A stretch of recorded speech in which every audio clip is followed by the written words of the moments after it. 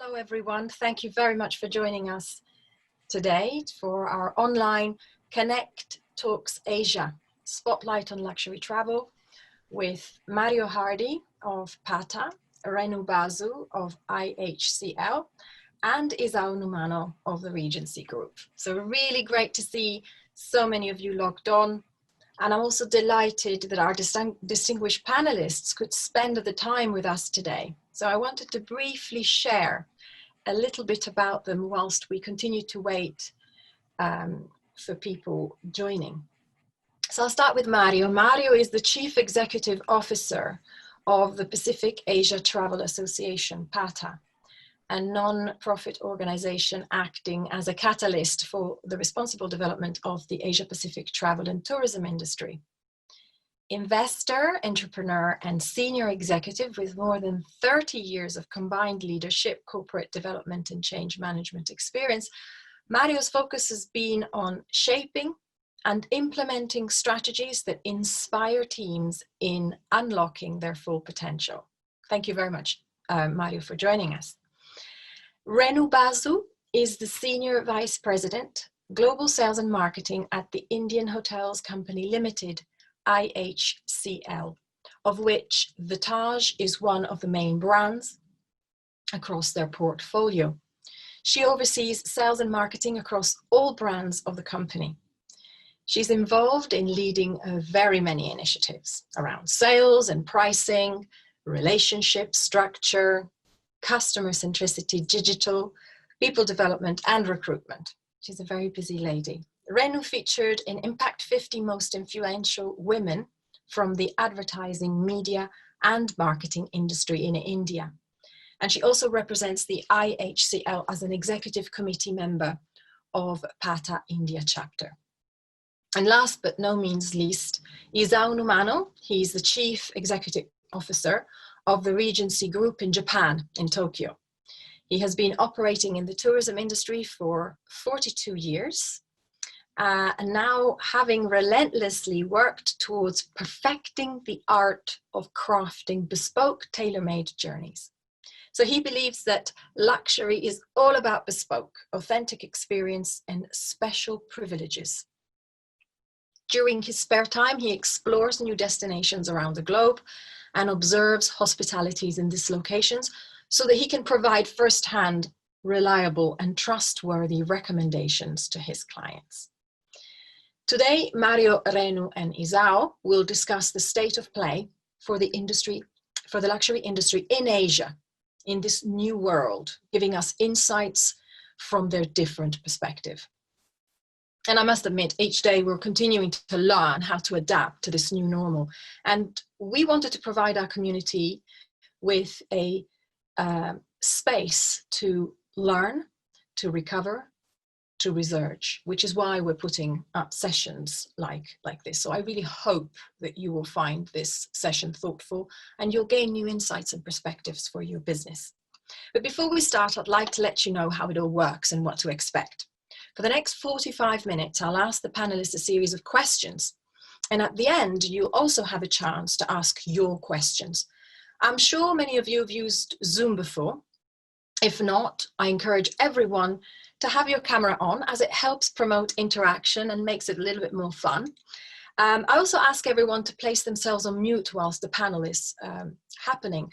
But you can ask questions at any time. If you hover at the bottom of the screen, there is a chat button on your screen. And if you choose to use a chat button, you can ask questions in there. You can type them. You can field questions to everyone, or to myself or one of my team, the Connections team. We have David Benitez, Gemma Fitchett, Greg Reeves, and Alex Roca as part of the Connections team, who will be on hand if you want to direct any questions to them or to myself. I suggest you don't direct questions directly to the panelists because they might not actually see it in the chat, and therefore your question might be lost.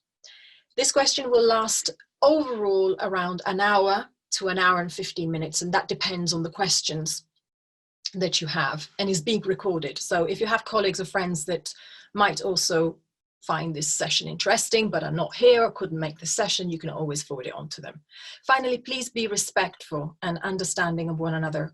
We encourage you to have a positive and supportive spirit, especially in these challenging times, because between us all, there is so much wealth of knowledge, insights, and advice that can be shared to help us guide us through these uncertain times.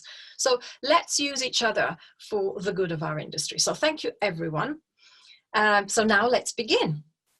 So Mario, I'm going to begin with you. Please, can you give us, give our audience an overview about the current situation across Asia? Sure, thank you. Thank you, Michaela. Good afternoon, good morning, or good evening, wherever you are. Pleasure to be here. Sawadee krap from Thailand, from Bangkok. I don't want to go to too many numbers because I think all of us are probably tired of hearing these numbers every day. It's bad. It's really bad. But in terms of, I will give you one number, which is actually something that was shared with us with one of our partner Forward Keys just yesterday. So it's really fresh out of the press. A comparison between May last year and May this year in terms of international arrivals on a global basis. It's 97.2% down. 97.2. I think that number alone just gives you a perspective of how serious the situation is. WTTC revised their numbers yesterday in terms of jobs that are actually at risk from 100 million to 197 million jobs in travel and tourism are actually at risk this year alone. The loss of income for the industry is equally as big as well. So now that we know how bad it is, we got to figure out how we can actually restart this industry moving forward. Because COVID-19 is not going to go away overnight. Vaccines will be found, but they may actually take months, if not even years, in order to vaccines first to be found, then to be produced, and then to actually be administered on a global basis. So we have to learn to live with this current pandemic, with this disease, and still drive our economies and get people to travel again. Now, many organizations around the world, UNWTO, WTTC, PATA, IATA, ICAO, and I can carry on with another 20 acronyms, are actually all focusing on restarting, on looking at their part of the industry, from air travel to airports to tour operations to hospitality sectors, and putting what we call protocols in place to ensure that the industry actually restarts again. Now, when we looked at it, if you imagine a straight line, you can look at it in different ways. So first, we were actually at the easing of the restrictions within your community, your city. Most of us around the world are probably in that phase at the moment where we're slowly or gradually going back to work. We're slowly, gradually going back to shopping malls and walking around the city and etc. with some level of restriction. In Bangkok, we're actually back in the office now for ourselves at Paddock for the past 2 weeks already. I go for lunch at a shopping mall. It's very inconvenient, but I can actually still go and enjoy lunch with my colleagues and my friends. We have to scan QR codes in and out every time you enter a shopping mall, a shop, a restaurant. You have to wear your mask. You have to use sanitizers. You get actually sprayed as you enter the shopping mall. But at least it gives us the ability to go back to, I will not say a normal life, but at least have the ability to move around. Now in Thailand and other destinations across Asia, domestic tourism has already started. Thailand has reopened domestic tourism 2 weeks ago in 8 destinations in driving distance from Bangkok. 3 to 3.5 hour drive in 8 specific destinations has been open. Others are actually now starting to reopen also. Believe it or not, actually Hua Hin, which is a resort destination, which is, depending on traffic, let's say 2.5 to 3 hour drive from Bangkok, is actually pretty much sold out for the next couple of weeks. My wife and I really enjoyed getting out of the city from time to time. Specifically at this time, we really want to get out. But sadly, the resort that we really enjoy in Hua Hin is completely sold out until mid-July. And many others are the same too, specifically on weekends where people just want to escape the city. and go to the beach area. Other countries are also starting to see reopening. Vietnam, for example, has actually reopened, was one of the first to reopen domestic tourism. It's been open for a little bit over a month. One of the large tourism group in Vietnam called TWG is, or TGW, one of the acronyms. Same thing, most of their hotels are actually sold out for for part of the month. Attractions are reopened, people move around. They're COVID-free. I mean, they literally have just barely a few cases of COVID-19 in the country at the moment. So situation is starting to get to, move forward. The next big step is regional opening. So we anticipate in Thailand that regional flights and regional travel will start again probably by mid-July, if not a little bit later, but certainly at the moment it's scheduled for July 15, where some regional flights will start to reopen. And gradually more and more will be added also in terms of travel into the country and respectively in other countries within the region too. There are discussions of corridors and bubbles, as many of you have heard from Australia and New Zealand. Well, the same is also being discussed here in Asia between Thailand, Vietnam, between Singapore, Korea, Japan, as well as China for that particular bubble. And others are actually looking at them too.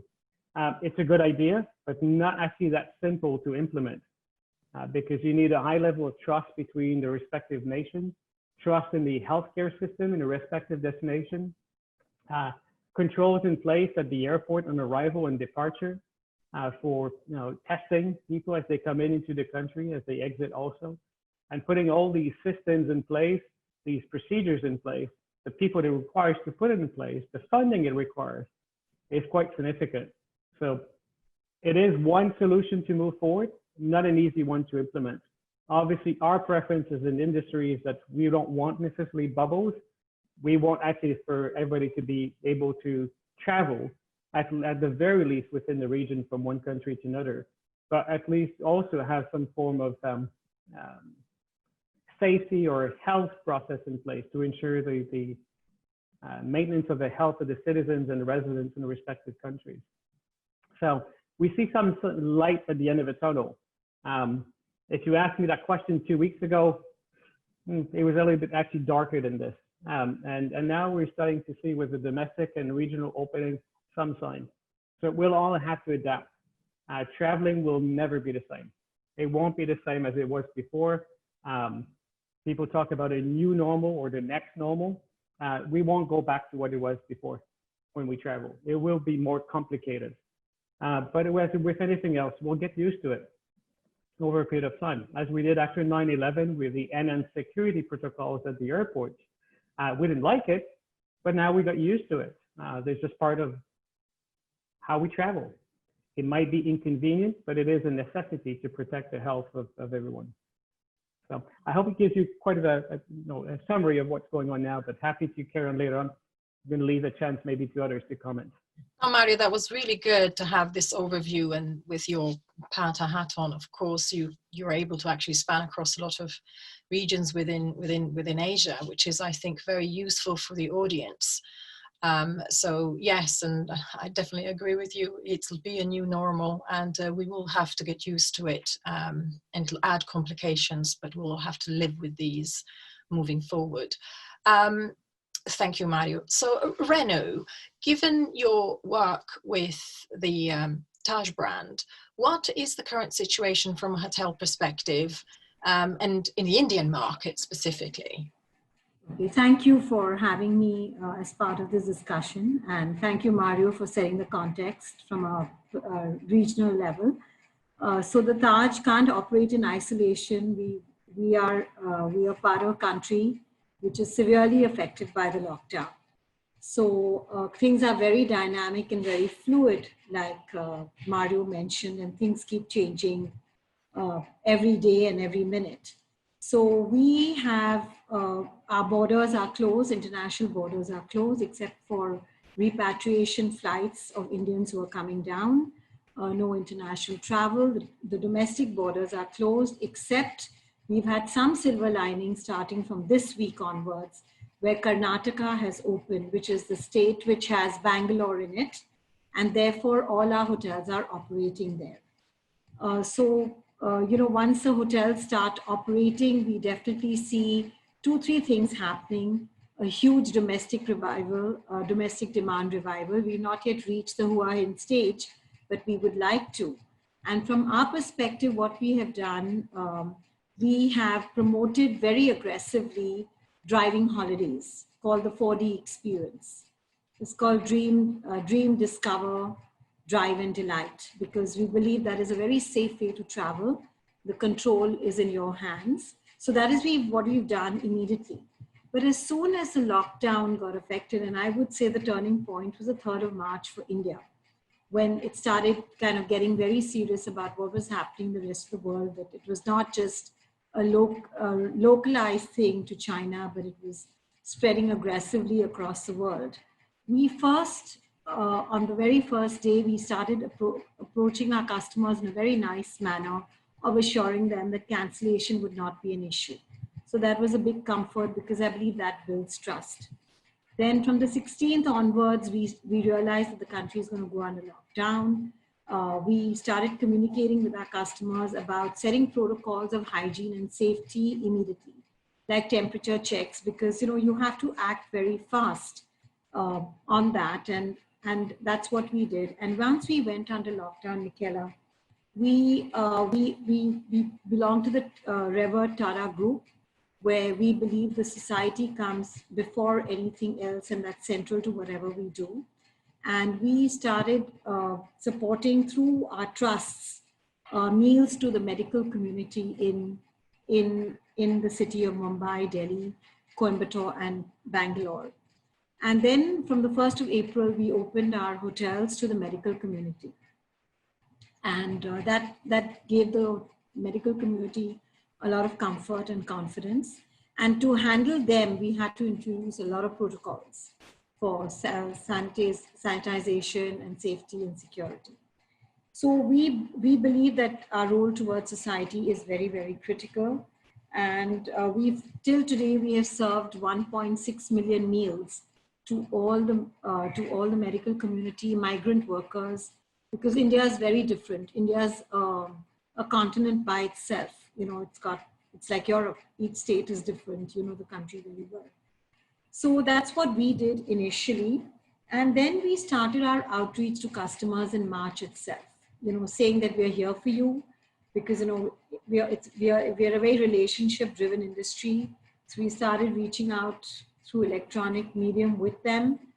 We intensified our effort and outreach on social media channels by keeping our customers engaged. And then we said every crisis an opportunity, and food is a very important part in all our lives. So we launched a promotion called Hospitality at Home, where we started delivering in certain states where it was allowed food. In certain cities, we allowed them to come and pick up the food. And our hotels, some of them closed because of government restrictions. Government had completely clamped down, and certain hotels have been operational from day one. And like our Bombay hotels, 2-3 of our hotels in Delhi, 2-3 hotels in Chennai, 2-3 hotels in Calcutta. And what we did was, like I told you, the repatriation business continuity process, which is companies that wanted to continue business. And of course, what we do feel that domestic travel will come back first, as endorsed by Mario and everybody else. And there are some clear trends coming out, scenic spots like beaches, mountains, national parks. Those are the areas that people will go to. And our responsibility together is to inspire confidence to everybody who's on this discussion, that we are perfectly safe to welcome you and give you that assurance. But first, the borders, international borders, have to open up. Thank you, Renu, for giving us this overview about the hotels, your brand, and also obviously the Indian market. I'd like to ask now Isao, having heard what Mario and Renu said so far, what is the specific situation, with specific reference of you being a travel agent and with the end user in mind? So what is the situation from your perspective? You're obviously based in Japan, in Tokyo. Could you just give us your take, Isao, please? Yes. Hello, everybody. So I just think about what just the situation with Japan and also client desires could be starting. So one thing, the clear point is most of the travelers, they want to go abroad. They eagerly want to go there. One of the reasons is because there is starting this terrible situation starting March or April, and most of the people from the March until the June, they had to postpone to this autumn or next year. So about the 80% of a client, they postpone to this September, October, or somebody will be postponed to the next year, 2021. So just the 20% will be client will be canceled because they're scared, they are so worried about the situation, or some clients do not to change the typical date. But most of them will be, they try to change, they want to go there, they postpone to this autumn season. This is one of the situation for the our travelers. And the situation that is Mario and Renu will be also announced. The situation same is with almost all the borders blocked, and the airlines, the hotels closed, and but recently this kind of situation is changing better. So airlines is starting to or plan to operation in June or July. Also, hotel will be open in June or July. So every day situation might be changing. So I think that this kind of the situation might be more good for the ideas. They want to go there. So I have a client still, they have a booking to August and September. So they want to go there. So we always holding a reservation. But we have to think about for the situation. We have to announce to the client how the situation will be in the globalization. And as for the Japanese way, Japan did not lock down to compare with another country. We just issued a state of emergency. But it was June the 1st, this kind of state of emergency lifted. And now the period of the second period until the June the 19th, in January, government announced to stay in their prefecture. I mean, Tokyo is just Tokyo, not to close the prefectures. But I think it could be issued June the 19th. There'll be more easy to cross in all over Japan. And the second step is July the 10th. There will be more to come. They can go more easy to outside. And lastly, in August the 1st, we call it might be it was announced all over the world. We got Japanese government announced to the so-called go-to campaign. There is a starting in Japan in a domestic. So they want to go to the Japanese people to go domestic area to travel in Japan. And the second step is to promotion to the foreigners to come to Japan. So there is another step.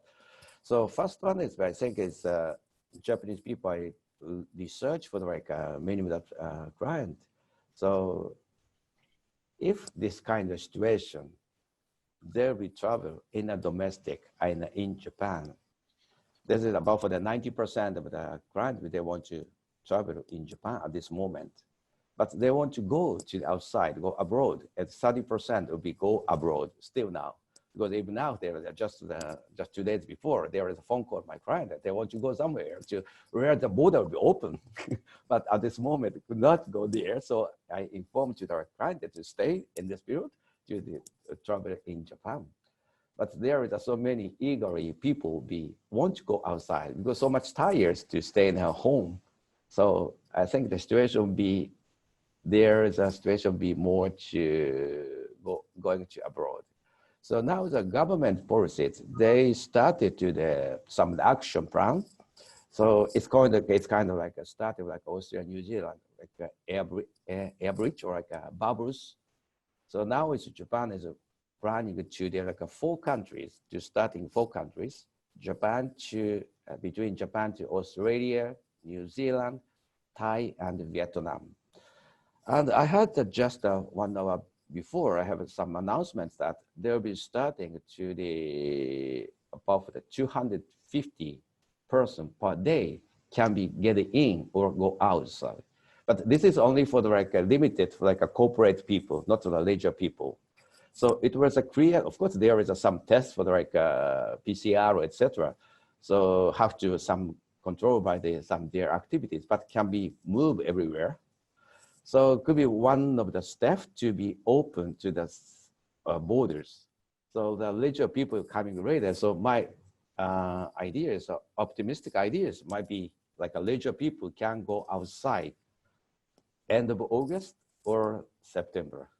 So we have more than, most of the September, the client, they have still, they never to cancel. They want to go there. So there is so many eager people will go there, but the problem is like a situation. So every day they're changing. So getting one light will be, signal will be on. So maybe they want to go outside. So I guess that is the challenge, isn't it, for all travel agents? And I sympathize with Isao. It's also, where do you get your information? Because the situation is so fluid and is ever changing by the day sometimes, that is very difficult to be able to channel your clients into one destination or another. And the air bubble situation as well, which gives access to a number of people. I mean, you said 250 people that can go in and out, but from a corporate perspective. So I guess leisure will have to wait a little bit more internationally, and the big development is domestic. Thank you, Isao. Thank you for that. Mario, I'd like just to come back to you, and you know, your overview was really good. You've mentioned quite a lot of countries within Asia, but what are the destinations that are improving quickly in Asia? Any success stories that you can tell us about? Yes, I think Vietnam is probably the model that everybody's looking at the moment. You know, for people in Southeast Asia, always a little bit of a competition between the countries in terms of attracting tourists. Vietnam has been performing outstandingly over the last couple of years in terms of growth of visitor arrivals. Thailand is always watching what actually Vietnam is doing, because they're getting closer and closer to competing with the country. But also, they've managed really well with the situation of COVID-19. They had it under control before anyone else within the region here. And the reopening of the domestic tourism, people going about with their daily life as normal, is a model that we're all trying to understand. What have they done to be able to recover so fast compared to other destinations within Asia? Korea was actually looked at also as a model initially. They've now had a resurgence of cases again, so it's up and down. Tourism is still not open, domestic, as it is with Japan starting to open also. Singapore, there are some concerns at the moment with the number of new cases coming up in the country, but they are preparing themselves. They're really well organized in terms of structures, protocols, and everything in place, ready to turn the switch on as soon as things actually stabilize. So again, another country to observe in terms of their practices. If we were to study how to reopen a country, be probably a place to consult in terms of what are they doing, what are they preparing, because we all know that Singaporeans are very structured in their approach and how they actually work with things, and something that we're also looking at within Paddock. We're working with the World Health Organization, the ADB, Asian Development Bank Health Division also, in looking at the different protocols issued by various organizations around the world, and trying to identify what, for the lack of a better word, what are the gold standards in terms of practices, so that can actually be maybe modeled for other destinations or other brands across the region for a reopening. At the end of the day, as I mentioned before, we all want to reopen as quickly as we possibly can, but in a safe manner. Yeah. Are there any Asian destinations looking at opening up to travelers from Europe or the US? Not at the moment. None are actually looking at long hauls for the time being, mostly regional. Mm. And which destinations do you envisage being slower in the recovery, and why? I suspect the destinations who have the most cases at the moment, who may not necessarily have the practices in place. Certainly destinations like Bangladesh, Pakistan, across the region here are probably not going to be the first one to reopen. Indonesia really wants to open, but as you know, Indonesia is 17,355 islands. It's a very big country. It's vast. It's a network of people traveling from one place to another. Just to contain within their own country is a challenge at the moment. So Indonesia, I believe, will reopen, but it will open probably in terms of either states, provinces, or islands. Bali probably being the first one that they want to reopen. This is where most of the tourists in Indonesia actually go to, and are looking at it on a per destination basis. Other countries are doing the same thing too. They may not reopen entirely. They might open certain areas. As Renu mentioned before, Karnataka is actually starting to reopen. So part of the countries are starting to reopen. I suspect the same thing will happen at some point, where regional travel and even possibly international travel might be restricted to certain areas moving forward. And as you mentioned at the beginning too, this situation is so volatile.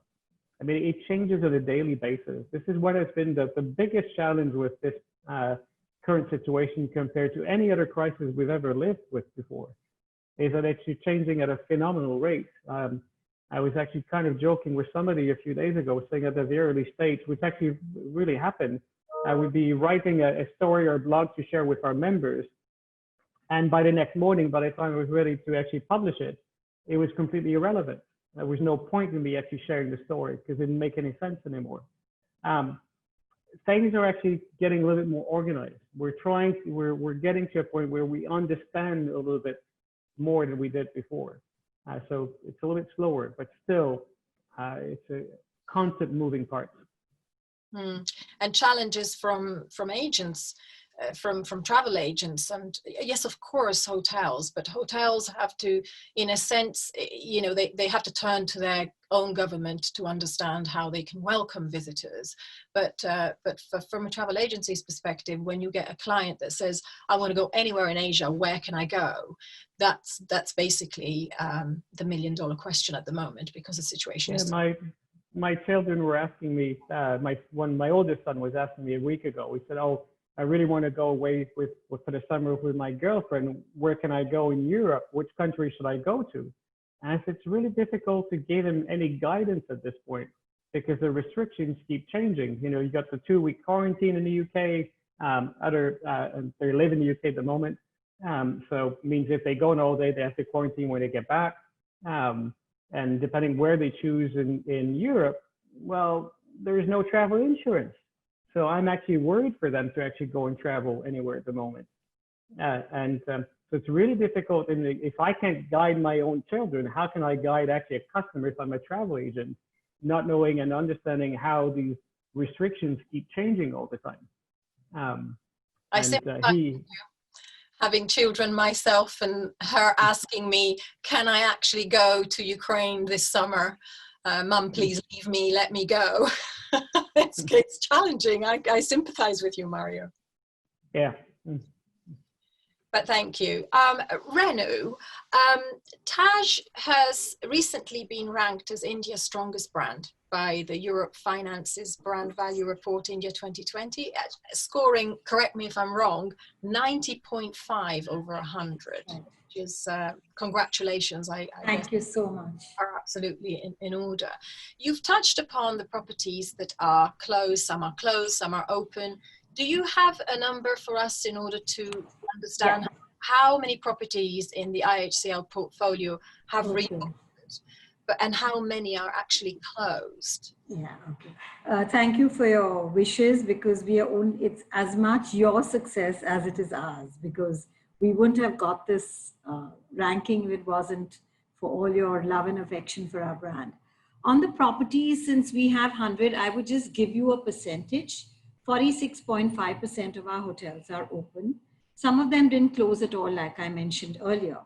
So like I said, Karnataka, where we have a beautiful resort called Coorg, in Chikmagalur and Chikmagalur. And of course, we have Hyderabad open, where you had your Connections conference. So Taj Falaknuma Palace is open. Our hotels in UP are open. So we have the beautiful resort in Rishikesh, which was on the IT list and recognized by Condé Nast as well. So 46% of our hotels are open, and we are very blessed. 56% of our hotels are in leisure destinations. So when I said that a crisis becomes an opportunity, we have a large domestic market, which was actually going abroad. We had more people going abroad than people coming in. So we have that as a market that we can cater to. And at this point in time, talking related to our hotels being open and usage, people will trust brands that they have faith in. And brands like ours will certainly be the first ones to bounce back. And we're already seeing it.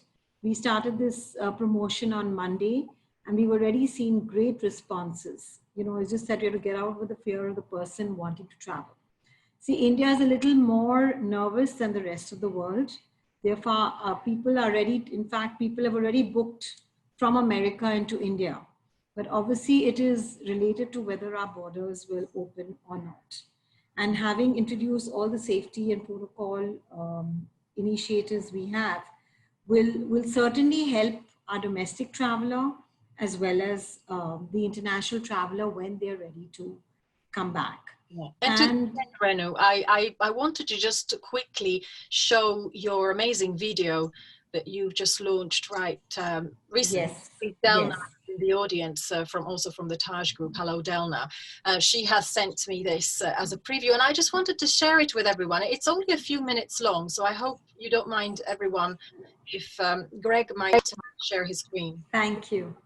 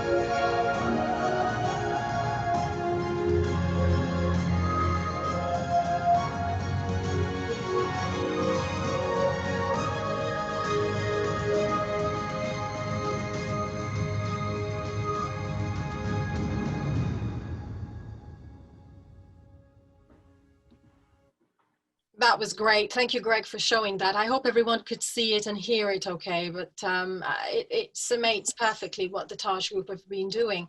And that brings me to the next thing I wanted to talk about, which is rebuilding trust and confidence, which I believe this is a journey that every single part of the travel industry, in the luxury travel industry, has to have a part in playing. Mario, you've touched upon, opening first regionally, then possibly internationally. I mean, we've all, Isao, Renu, and Mario touched upon this subject, but we haven't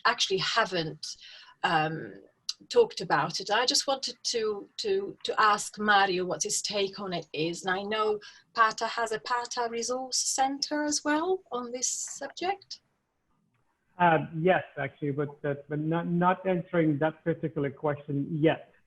So we did develop almost 2 months ago already the Paddock Crisis Resource Center, which is the website is forget the acronym ptrm.pada.org. Do you mind putting that in the chat when you've got a moment? Maybe I think I'll put it after into the chat for people to go to. So it offers some very basic and simple information. First, you have the government resource, which is actually a list of all the subsidies that are actually available in each of different countries around the world for businesses that actually are from that country, that are registered in these respective countries, which is maintained on a weekly basis. We keep updating it on a regular basis. We have a tourism monitor area where you can actually find links to reliable sources of information, factual-based information, World Health Organization, of course, Forward Keys, which I mentioned before, TCI and many others, IHCL, IHCL, and et cetera, which each have a dashboard specifically on the COVID-19 situation. You have an impact survey, which will be publishing the results, I believe, next week. That survey was conducted at the early stage of the COVID-19, probably about a month after everything started to kick in, and with businesses around the region. And we simply ask a number of questions, and I'll just summarize with you very, very briefly, but we ask about, the financial impact on the businesses. We've asked them about the impact on jobs in the business, and et cetera. Were they prepared for a crisis? Well, 65% of the respondents were not prepared for any type of crisis at all. Have no communication plan for crisis, no plans at all, which was a surprising number for us. We expected it to be high, but maybe not as much as 65. 42% of the businesses had only money for 2 to 4 months. So, which means by now, since we actually asked these questions, a very large number of these are probably out of money, out of business at the moment already. 15% of the businesses actually responded had actually already shut down permanently. And these were mostly SMEs, small, medium-sized businesses, not large ones. The vast majority were SMEs. And 38% already at that time started to make layoffs and furlough with their respective businesses. So within that site, you will find this type of information and news that are actually published on a regular basis, and et cetera. We will be implementing version 2 of that website at the early part of July. It will contain much more information which are specific by segment, government, corporations, small businesses, and give you tools also to how to maneuver around the complexity of the situation moving forward, not only with this crisis, but it'll become a permanent feature for PATA moving forward. But I don't think actually that was your original question. So your question was about, I think, the how do we restart and how do we actually, what protocols needs to be put in place and to encourage people to travel. And it's all about regaining trust and regaining confidence from the travelers. Without trust and without confidence, few people will be willing to take the risk to travel anywhere at the moment. Maybe domestically, yes, or within their state, their province, their city, but maybe not on the long haul flights for the time being. So how do we rebuild that trust? And I think it's a question of having the right information available for travelers before they make that decision to travel, to have the right protocols in place at the property, if it's an hotel or an attraction park or whichever activities you're organizing, so that people know along the way, from the moment they decide to travel somewhere until they get home, they can travel safely, stay healthy, and enjoy actually their trip. So I can maybe just share with you my personal experience of my last business trip that I did before we were on lockdown. I came back after that trip in less than 24 hours and got on an introduced quarantine. So I was in quarantine and never came out of it for 3 months. But my last trip was to Singapore. And I went online and made a reservation. It was a business trip. I went for an emergency meeting with IHCL, the World Health Organization, and a few others. And I was staying at the Mandarin Oriental Hotel in Singapore. I made the booking directly with their website. Immediately at the time of booking, they informed me about the protocols they had in place already at the hotel at that time, which was really just before all the crisis started to hit. They already actually put some process in place. Told me how often they were cleaning the lift, how often they were cleaning the public places, how often the rooms were cleaned, what chemicals they were using to clean it. Hand sanitizers were available everywhere, and lots of other details. As I got into the property, again, they reminded me about everything they were already doing. I came back the next day in Thailand, quarantining at home, and I got a very nice message from the hotel the next day saying, thank you for staying with us. We hope that you're healthy. We hope that you actually enjoy your stay with us. But if you feel, if you have any signs of COVID-19 or if you have any symptoms, please do tell us so we can inform other guests that might have been there at the same time as you. And actually, when you think about it today, when this was actually 3 months ago, at the very early stage of the crisis, how well prepared they were. And that's the kind of things that I think everyone will expect today. So the question actually, if you have to offer it, no, it is an expectation from the travelers. So they actually understand that they'll be looked after well as they actually stay into your property. Same questions will apply for airlines. The same question will apply for tour operators and etc.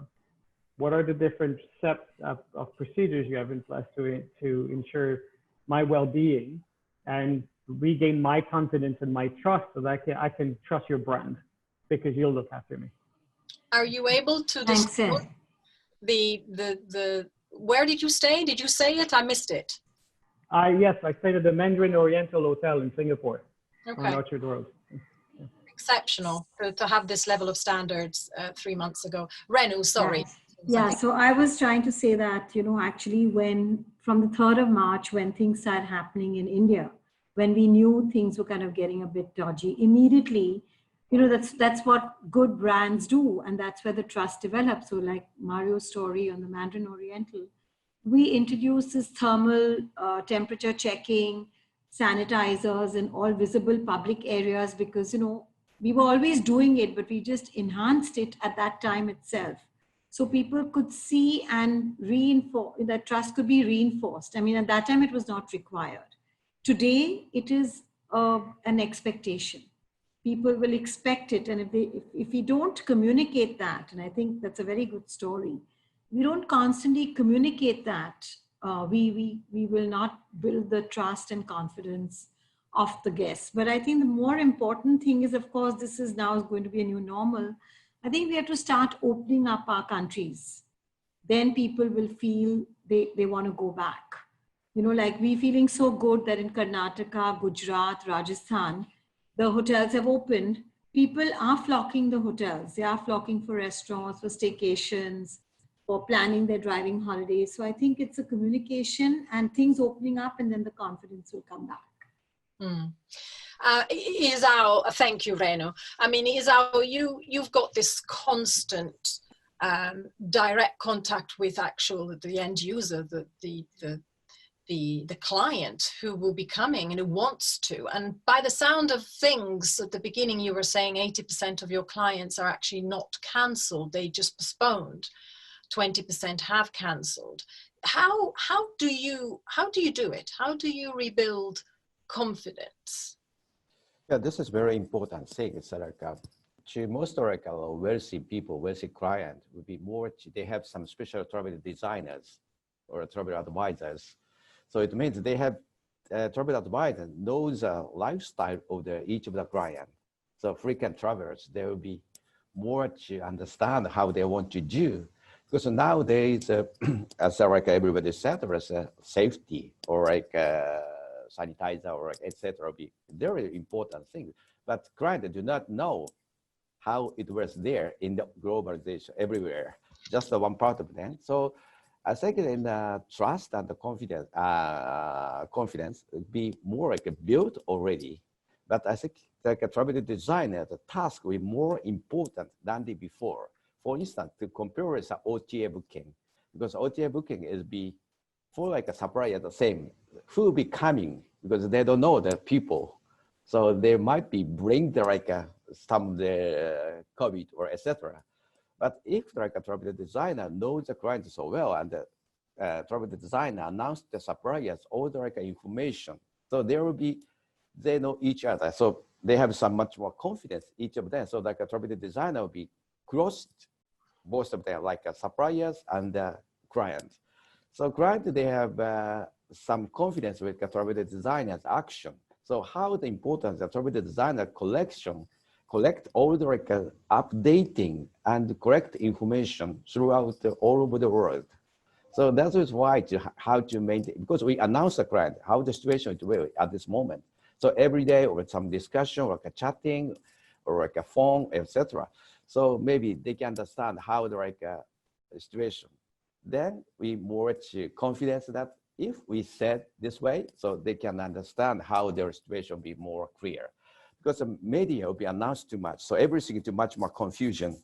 So it was too many information makes too many confusion. So like some direct, so correct information could be to announce to the client. Maybe we have to build a confidence or trust each other. Then business will be going up. And I guess one of the things that to rebuild confidence is for those clients who have been bit during this crisis. I mean, it has happened to me and my family, for instance, that we had a trip planned to go skiing, and unfortunately it was right when borders were shut, and we actually lost our holiday entirely for various different reasons. And things like this knocks confidence of people and makes you want to be more cautious when rebuilding, when actually wanting to go again. You kind of think twice as to whether you want to book again, and how do you do it. And Mario touched upon the insurance. You can't get any insurance at the moment. So I think rebuilding trust and confidence is something that we all need to work really hard at. You know, Taj implementing all of these measures and being the leading, almost in the hotel industry as a big brand, you need to lead by example. And Isao, I know you've got an amazing brand, and you have repeat clients almost word of mouth. And we all have to play our part in it. So it is really important to rebuild confidence. I wanted to ask Renu, and I'm very conscious of the fact that I promised everyone that it was going to be 45 minutes, and we are now at 50 minutes. So rather than actually me carrying on, I am going to open it up to your questions, guys, and anyone that needs to leave, feel free. We won't feel offended if you have to go to your next meeting. So feel free to leave whenever you need to. I told you it was going to be 45 minutes to an hour, and it's now nearly an hour. So I just wanted to open it up to questions if you want to field your questions on your chat. But I'll continue with one more for Renu. So are you starting to see new trends emerging in terms of what clients are asking for? Is there anything particular that clients in this moment, for the 46% of your hotels that have kept open? Okay, so trust, like we've all been talking about, is a very important factor. And if a brand is trusted, they'll be the first ones to be back in business. And what they have been doing at this particular time during COVID, you know, how have they been demonstrating their character during this time? The third trend we are seeing is that people want to get out, want to eat in a safe place. And again, their trust comes back again. The two other things that I have seen, which are very typical to India, is as a nationalistic fervor. So the national brands are getting a lot of attention. The other thing which has been around, but it's got accelerated, is the focus on sustainability. If brands have a sustainable agenda, those brands will be considered, because the state of the current situation has arisen of letting sustainability and nature go through the four winds. So I think that's going to make a big difference. And I want to just touch upon one more thing. Digital is going to be very critical.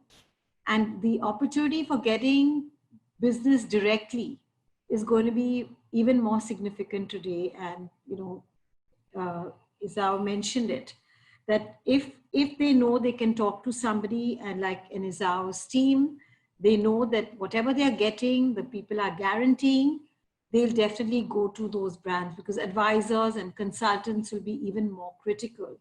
And relationships is another thing that is become even more critical today, because we've been through such a fragile and unrealistic time just now. And of course, the other trends are mountains, beaches, we know that.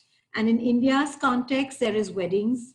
Like Delna and me were discussing, she said the big fat Indian weddings have gone on a diet right now, because we have a restriction. We will follow what the government says, and the government says you can't have more than 50 people at a wedding.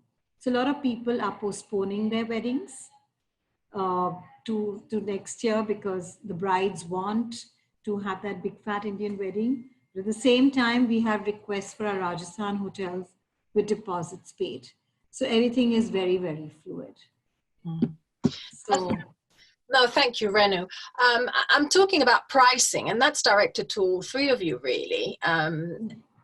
Has pricing changed? Are customers expecting better discounts, better prices, reduced prices in light of this situation? Are they asking you for discounts? No, they're not. They're not asking us for discounts. In fact, I believe, and we all believe in our organization, that people will pay a premium to be safe and secure. They don't mind that. So not that we are going to be outpricing ourselves. We will be in line with the market, but we are not, because very difficult, Michaela, to bring your pricing back to where it needs to be. We have a lot of fixed costs, and our fixed costs are from our human capital and the rentals we pay for our hotels. So we will not go that route of downgrading our pricing at all. We'll be reasonable. We are not going to go over the top, but we will definitely give more value. And we want people to come back, be comfortable, be secure, and use our hotels. We are not an opportunistic group at all, but we are not going to go into heavy discounting. Of course. And Isao, are your clients asking for discounts? Is price an issue? No, there is. We have no negotiation, because I don't like to a negotiation. But there has a price going on, always fighting just the prices, because even at the same price, we have to add the value. What's the difference for the another agency or another designers? Because if we know the client, we understand what they wanted. They want to do something more different. So there is a prices the next day, even the same prices. So how they distinguish which one is they prefer it. So there is it's the same as before we talk about it. There is a confidence. So they trust us. So everything is going well. So no competition, no argument, just the prices. But the value is important. But value is depend on the client. So what's the value for that client? We present the light value. So it could be better to. I think the price is not the negotiation, but no need to discounting or just cutting the prices. Yeah. And Isao, have you seen a spike in private jet bookings as opposed to airlines? How private is the whole holiday? Yeah, I think it's a private jet using, it'll be going up. As the demand is going up, because they do more a commercial flight. There is a more risk than the private jet. So a private jet demand will be going up. So even if a private jet or a private chauffeur car, even if so we have to check with a quality wise, then we provide for a good one. Yeah, of course. All right, well, guys, thank you very, very much for all of your contributions. Mario, Renu, and Isao, it's really invaluable to have your knowledge. Thanks, Mario, for sharing the Crisis Resource Center. I think a lot of people will go on there to get some valuable information. I really enjoyed it. You've given us so much insights. Personally, I found it very, very interesting, and I'm sure many people have so too. So thank you everyone as well for being here, listening and contributing. We will be, as this session is recorded, we will be distribute this around shortly. We have an amazing lineup of interesting, insightful content for you coming up in the next few weeks. On the 18th of June, we have part 2 with Eric de Groot talking about the meetings industry and searching for the Holy Grail. On the 23rd, we will host another session focused on Africa this time with Chris Mears, the CEO of ATA. And other guests, and we're looking forward to that. And also we are really looking forward to our Connections virtual week this July, middle of July 13th to the 17th. We will be hosting webinars, a webinar to guide all of our members through how to engage in this virtual week and how to work with us, and tips to make the most of the week. And that will be on the 25th of June and again on the 26th of June at different time to host for Asia and Americas. In the meantime, I hope those of you who are part of the Connections community, you're continuing to enjoy the Connections online community and sharing and chatting with one another at weareconnections.community. If you want to know more, you can always email any of us, and we'll be happy to give you more information. And all that's left is to let us know if you can be of any help, if you can lend a hand, big or small. We are here for you. So again, Renu, Isao, and Mario, thank you very much for your contribution. Wishing you all a happy and healthy rest of the week and weekend. Goodbye, everyone.